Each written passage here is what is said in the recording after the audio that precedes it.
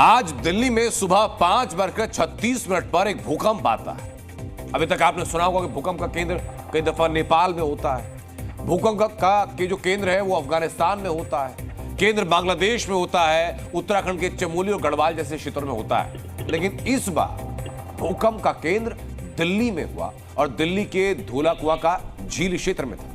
ये कोई छोटी मोटी बात नहीं है, ये एक बड़ा खतरा है और उसी खतरे से आगाह करने के लिए, उस खतरे को बताने के लिए आज ये खबर देखनी आपके लिए बहुत जरूरी है। दिल्ली एनसीआर में जो भूकंप आया तीव्रता 4 थी, लेकिन इसके झटके ज्यादा महसूस किए गए और इसकी वजह थी भूकंप का केंद्र दिल्ली में धौला कुआं का झील का इलाका होना। कई लोगों का दावा है कि उन्होंने झटके से धरती के अंदर से गड़गड़ाने की आवाज सुनी।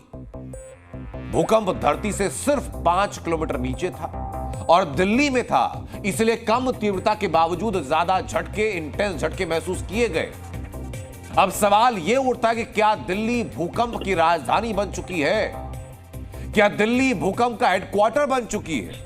दिल्ली में जहां भूकंप आया और लोगों ने भूकंप को लेकर के क्या कहा, पहले रिपोर्ट आप देखिए।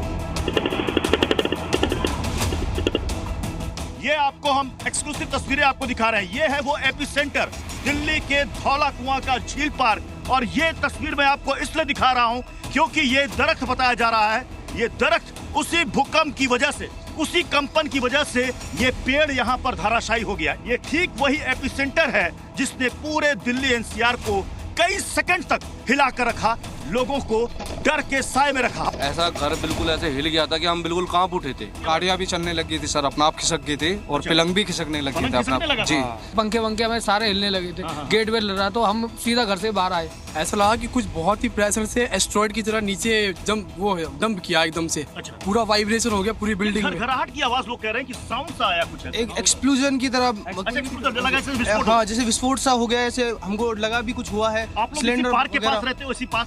हाँ, यहीं पे हमारे पास में हम स्टडी करते हैं, यहीं पे रहते हैं पास में। कुछ काम कर रहा था, तेज झटका सा महसूस हुआ। अब महसूस हुआ था, बदन हिल गया था। मैं सो रहा था गाड़ी पे, फौरन उतर गया। मतलब ऐसा लगा कि हाँ, ये मशीन जमीन से हिल गई थी। मतलब ये काउंटर सब हिल रहा था, ये सब हिलने लग गए थे। ऐसा लगा था कोई ट्रेन जा रही है। धर धर धर धर करके हमें लगा, हम तो सोचे कोई ट्रेन आई है, बहुत स्पीड में ट्रेन आई है। अब आप ये सोचेंगे कि दिल्ली में बार बार भूकंप अगर आता है तो दिल्ली में बार बार भूकंप क्यों आता है? क्योंकि भूकंप के लिहाज से देश को 4 अलग अलग सेस्मिक जोन में बांटा गया है। इनमें से जोन 2, जोन 3, जोन 4 और जोन 5 है। और दिल्ली के आसपास का जो क्षेत्र है ये जोन 4 में शामिल है, जोन 4 में आता है। और जोन 5 वो है जहां सबसे तेज भूकंप आता है, जबकि सबसे कम भूकंप जोन 2 में आता है।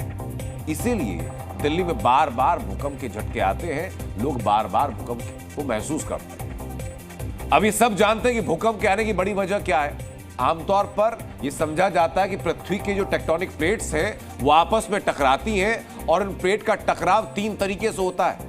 पहला, जब प्लेट एक दूसरे से टकराती है और एक दूसरे से दूर जाती है, या फिर एक दूसरे से रगड़ खाते हुए आपस में जगह बनाते हुए खिसकती है।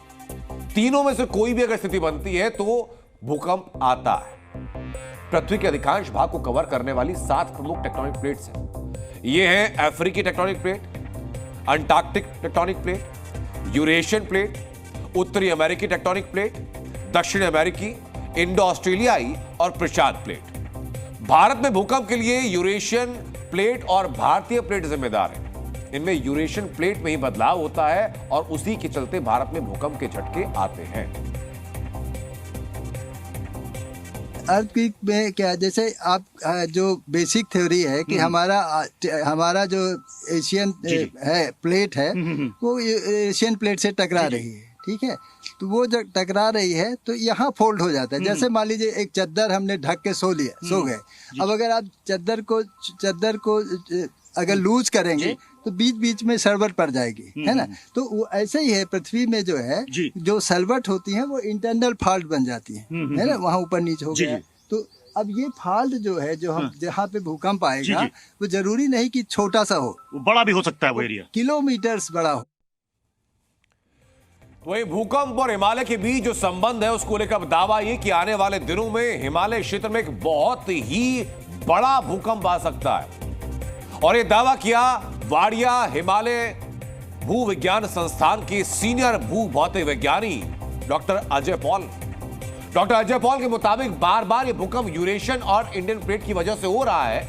हालांकि भूकंप कब आएगा इसके बारे में अभी कोई अनुमान वैज्ञानिकों के पास नहीं है, और इसलिए इससे डरने के बजाय जरूरी है कि भूकंप को लेकर तैयारियां करनी चाहिए।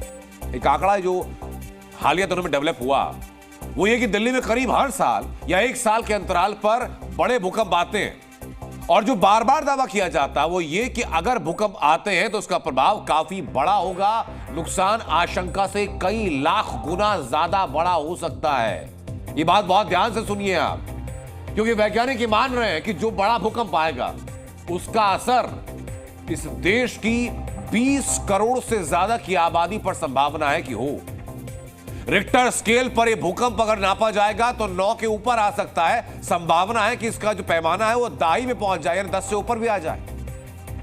और अगर ऐसा होता है तो महाविनाश होगा, और इसकी चपेट में दिल्ली भी होगी, इसकी चपेट में हरियाणा भी होगा, इसकी चपेट में पश्चिमी उत्तर प्रदेश भी होगा, उत्तराखंड भी होगा, हिमाचल और पंजाब की पूरी आबादी इसकी चपेट में होगी।